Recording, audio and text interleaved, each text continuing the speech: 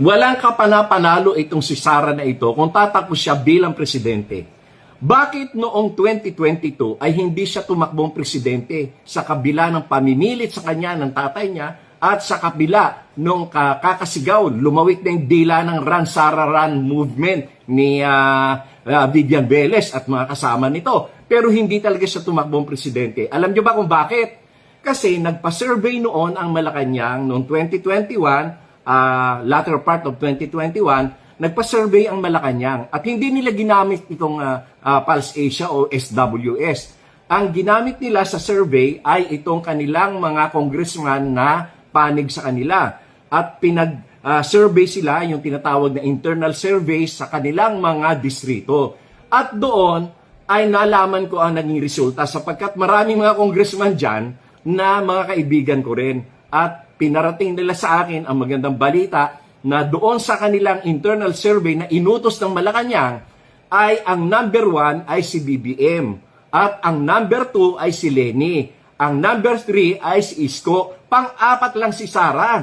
Kaya nga, tigas na ang kakakatanggi niya na tumakbong presidente kasi wala talaga siyang pag-asa. At siya ay pinipilit lamang ng kanyang tatay at posible na dadayain nila sa Smartmatic. Pero hindi talaga nagtumakbo si Sara kahit na nagkaroon pa ng nationwide na Run Sara Run movement. Hindi pa rin talaga siya tumakbo. At siya ay tumakbo at nag-file ng candidacy as mayor of Davao City.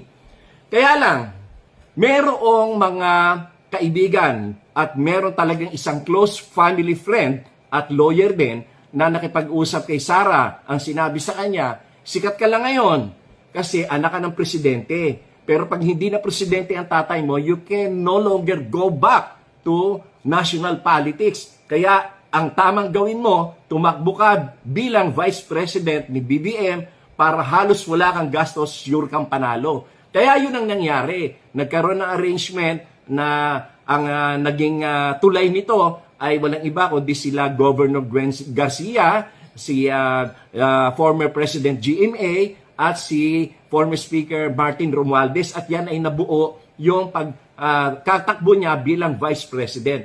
Pero kung si Sara lang, wala talaga siyang panalo. Wala tang panalo kung siya ay tatakbong presidente. Lalo pa ngayon na lumabas yung mga anomalya dyan sa confidential and intelligence funds at yung kanyang kapabayaan bilang Secretary of Education at lumabas yung katotohanan na siya pala ay walang alam, boba at tanga. Kaya lalo lang na hindi siya mananalo dahil ang mga tao ngayon alam na ang karakas niya. Alam niya na wala siyang kapasidad. Wala nga siyang nalalaman kung ano ang nangyayari sa mga gobyerno natin .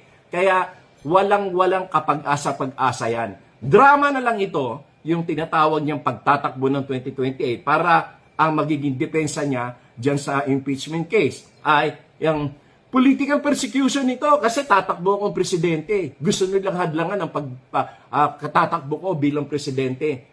Nako, huwag ka na magdrama dyan. Wala ka naman talagang panalo.